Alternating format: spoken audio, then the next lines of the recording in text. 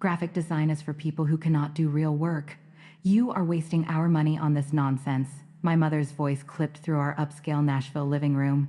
Standing amidst the wreckage of my mental health, I finally realized I was just a placeholder for my sister Cassandra's perfection. I did not cry. Anger was clinical. There was no breakdown, only a cold, pristine clarity. This was not a family. It was a canceled subscription. Drop a comment and let me know where you are listening from and what time it is for you right now. I would love to know who is part of our community. I refused to change my major. My mother handed me an ultimatum the very next morning, giving me exactly 1 week to pack my life into cardboard boxes and leave her house. My younger sister Cassandra stood in the hallway, watching with a satisfied smirk, entirely secure in her medical school golden child status. I did not beg or plead. I packed my belongings methodically. I was being evicted, but I viewed it as liquidating a toxic asset. Over the next few months, I drifted between the couches of sympathetic acquaintances and worked exhausting, grease-stained shifts at a local 24-hour diner. I was fighting a crushing depression that my parents had previously diagnosed as mere dramatics. But distance brought a razor-sharp, analytical perspective. I began to audit my childhood. For 22 years, my parents had conditioned me to accept their relentless criticism as a normal byproduct of their high standards. They had constructed an alternative reality where their psychological abuse was expertly reframed as parental toughness. It is a brilliant, vicious trap of cruel normalization. Narcissistic parents normalize their cruelty so effectively that the victim starts believing the pain is just the standard operating cost of being loved. They create a closed ecosystem where every insult is a lesson and every dismissal is just tough love. When you grow up in that distorted environment, you do not realize you are being slowly destroyed. You just think you are inherently flawed, forever working off a debt you never actually incurred. I had spent my entire life paying exorbitant emotional taxes for their approval, thinking this transactional cruelty was just how families operated. I finally understood that my exile was not a punishment. It was a severance package. I was officially off their balance sheet, and they were off mine. I stopped waiting for them to realize my worth and started calculating it myself. My days were divided into strict ledgers. 8 hours pouring coffee, 8 hours teaching myself advanced user interface and user experience design, and the remaining time dedicated to simply surviving the silence. I deleted their contact information from my phone. I closed the accounts of my emotional investment in them. I was completely bankrupt in their eyes, but for the first time, my ledger belonged entirely to me. My mother's cruel normalization trap had finally snapped shut, but I was no longer inside it. I was outside, looking at the rusted teeth of their expectations, realizing I never had to step back in. There was no grief over losing my family, only the cold, mechanical process of rebuilding my life from the concrete foundation up. I traded the illusion of their affection for the hard currency of my own resilience. Rejecting the narrative that I was a failure, I poured every waking hour into my craft. I taught myself advanced user interface and user experience design, treating my brain like a machine that just needed the right programming. I built a portfolio from absolute scratch, taking on grueling freelance jobs for local Nashville businesses. The compensation was minimal at first, but the experience was priceless. Over 5 years, my tenacity yielded massive compounding interest. I transformed from a broken college dropout into the founder of a thriving, highly profitable design agency. I systematically scrubbed my past. I changed my phone number, cut off all lingering ties, and moved across the city, determined never to look back in the rearview mirror. I was rendering myself untouchable. When my business partner Jordan and I secured our first major corporate contract, I sat in our sleek new office and analyzed the psychological shift that had occurred within me. It is a profound transition when you stop being a victim and start owning your survival. There are invisible chains that survivors wear long after they have escaped their abusers. For years, you carry the ghost of their voices in your head, double-checking your every decision against their imaginary disapproval. You operate in a state of perpetual defense, waiting for the other shoe to drop, treating your own independence like a fragile glass sculpture. But sitting across from a corporate executive who was authorizing a massive wire transfer based purely on my expertise, those invisible chains shattered. I realized I was no longer just surviving my family. I was actively overriding their code. The trauma they inflicted was no longer a weight around my ankles. It was the raw material I used to forge my new armor. I had audited the damage, assessed the depreciation of my self-worth, and engineered a complete corporate turnaround on my own life. The agency was not just a business, it was my physical proof of concept. I had taken the brutal reality of their rejection and manufactured a $2 million enterprise from the ground up. I did not do it out of spite or a desire for revenge. I did it because success was the only logical return on my investment. My parents thought they had discarded a liability, but they had actually freed their most valuable asset. My emotional bandwidth was entirely my own now, dedicated exclusively to expansion, profit, and strategic growth. Anger had fueled the initial launch, but cold, methodical precision maintained the orbit. Out of nowhere, a disruption hit my inbox. I received a lavish, gold-embossed invitation to Cassandra's graduation party at an exclusive Nashville venue. She had officially finished medical school. I stared at the heavy cardstock, calculating the variables. Initially, my instinct was to decline and delete, but the analytical side of my brain took over. I decided to attend. I was not going to seek their approval or beg for a reunion. I was going to look my former investors in the eye as an equal. I arrived exactly on time, wearing a sharp, tailored black dress that I had funded with my own corporate dividends. The venue was an extravagant display of my parents' obsession with status. Crystal chandeliers, string quartets, and tables draped in expensive linens. I moved through the crowd smoothly, recognizing faces from my past but feeling zero emotional connection to any of them. I was observing a totally different ecosystem. I grabbed a glass of sparkling water and positioned myself near a tall floral arrangement. A few feet away, my parents were holding court with a group of high society friends. I listened as one of the guests asked about their eldest daughter. I waited for the lie. It was delivered flawlessly. My mother smiled her perfectly practiced smile and announced that I was successfully working overseas, managing international accounts. My father nodded proudly, spinning a convenient, intricate web of lies to reap social credit without having to deal with my actual existence. They were claiming my success as a theoretical asset while erasing the reality of my abandonment. They wanted the prestige of having two successful daughters without paying the emotional or financial overhead of raising one of them. I stood there, listening to them harvest praise for my imaginary accomplishments. I did not feel hurt. I felt a clinical fascination. They were running a fraudulent public relations campaign. It was a masterclass in narcissistic accounting.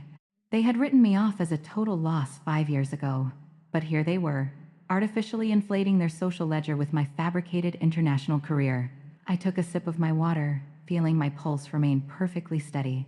They were not shocked by what they had done to me, and I was not shocked by their lies. The transaction was clear. I was just a talking point, a fictional bullet point on their resume. I turned away, preparing to make my exit. I had gathered enough data, but before I could reach the door, the parameters of the evening shifted completely. Seeking a moment of quiet to process the data I had just collected, I stepped away from the crowded ballroom and moved down a quiet side hallway. The thick carpet absorbed the sound of my heels. I was about to order a rideshare home when I heard a familiar voice echoing from a small private alcove. It was Cassandra. She was on the phone, her tone sharp and businesslike. I stopped, pressing myself into the shadow of the doorway. She was discussing legal strategy with our mother, who must have stepped away from the party to take the call. The topic of conversation was our late grandmother's trust fund. I listened with cold detachment as Cassandra mapped out a hostile takeover of my assets. "I have the forged power of attorney ready," Cassandra said smoothly. "If we submit these documents to the trustee pretending she signed over her rights, we can wire her half into my account before she even realizes what happened." The math clicked into place instantly. They were not just lying about my career to save face at country club dinners. They were actively conspiring to commit identity theft and financial fraud. They planned to steal my inheritance to fund Cassandra's post-graduation lifestyle. My mother's voice murmured in agreement through the phone speaker. The audacity was breathtaking, but it made perfect logical sense. To them, I was not a person. I was a dormant account waiting to be liquidated. I stood in the shadows, my heart rate steady, my mind processing the legal ramifications. This was no longer a simple family estrangement. This was a premeditated financial crime. I pulled out my phone, switched the microphone to record, and captured the remaining 2 minutes of Cassandra explicitly detailing how they would use the forged power of attorney to execute the financial theft. I did not gasp. I did not confront her in a tearful rage. I simply hit save and backed up the audio file to a secure cloud server. This was not a betrayal to cry over. It was irrefutable evidence. I had walked into this venue expecting to simply observe their hypocrisy. I was walking out with the exact leverage needed to dismantle their entire operation. I texted my business partner Jordan, who was attending a corporate dinner downtown. I told him to pull our agency's revenue reports and meet me at the venue immediately. I then sent a message to Marcus, our corporate attorney, outlining the situation. Anger is an unpredictable liability. Information is an appreciating asset. My parents and sister had spent 5 years treating me like an expired policy, and now they were attempting to cash out my dividends. They had made a fatal miscalculation. They assumed I was still the broken, terrified girl they had thrown out. They assumed I lacked the resources and the intellect to defend my territory. I slipped my phone back into my designer clutch. The observation phase of the evening was officially over. It was time to execute the audit. I returned to the main ballroom just as Jordan walked through the front doors, carrying his tablet and wearing his sharpest tailored suit. We exchanged a single, brief nod. The operation was live. I positioned myself near the front of the room just as my father took the stage. He tapped the microphone, calling for silence, and began his carefully rehearsed speech. He praised Cassandra's medical degree, lauded her brilliant future, and then delivered his predictable, sickening punchline. "Family bonds are everything," he declared, his voice echoing across the silent room. "There is nothing my wife and I value more than supporting our daughters." I stepped out from the shadows, stepping directly into his line of sight. I did not look at my father. I bypassed him entirely and approached Dr. Gregory, the medical school dean who had just offered my agency a major contract 3 days prior. I extended my hand, interrupting the flow of the entire room. "Good evening, Dr. Gregory," I said clearly, my voice carrying over the silence. "I am Athena, founder of the design agency we discussed on Tuesday. And despite what my father just claimed from that stage, I am not overseas. I am right here." The room froze. My father's smile collapsed into a mask of pure panic. My mother dropped her champagne flute, the glass shattering against the marble floor. Cassandra stared at me like I was an apparition. Jordan stepped forward, bypassing the pleasantries. He walked directly to the AV control podium, bypassed the technician, plugged a cable into his tablet, and overrode the projection system. In an instant, my agency's corporate portfolio flashed across the walls. $2 million in annual revenue. A client roster featuring Fortune 500 companies. I turned to face my family, my posture perfectly straight, my tone entirely transactional. "I built a $2 million enterprise from nothing after you evicted me 5 years ago," I stated, addressing my parents. "I did not require your support then, and I do not require it now," Cassandra shrieked, her voice shrill and panicked. "Get out! You are ruining my graduation. You have no right to be here." I pulled my phone from my clutch. "You are absolutely right, Cassandra. I have no right to your graduation, but I do have a right to my grandmother's trust fund." I walked up to the podium, held my phone directly against my father's microphone, and hit play. Cassandra's recorded voice echoed through the ballroom, explicitly detailing their conspiracy to commit financial fraud and identity theft to steal my inheritance. The silence that followed the recording was absolute. The high society guests stared in horrified fascination. Dr. Gregory looked at Cassandra with profound disgust. I did not yell. I did not demand apologies. I simply looked at my father, whose face was completely drained of color. They were not shocked by what they had done. They were shocked that I had stopped playing along. "My business here is concluded," I announced to the silent room. "My attorney will be in touch on Monday." I turned and walked out of the venue with Jordan right beside me, leaving their fraudulent empire to burn to the ground. 3 days later, we executed the legal checkmate. Backed by my attorney Marcus, I brought my parents and Cassandra into a formal, brightly lit conference room for a final legal showdown. They sat across the polished mahogany table, looking utterly diminished. There were no arrogant smirks. There was no condescension. Confronted with the fact that Marcus had already submitted the audio evidence to the trustee and federal authorities, their defiance evaporated entirely. With their accounts frozen pending a fraud investigation, my portion of the trust was securely transferred to my control alongside a permanent non-contact order.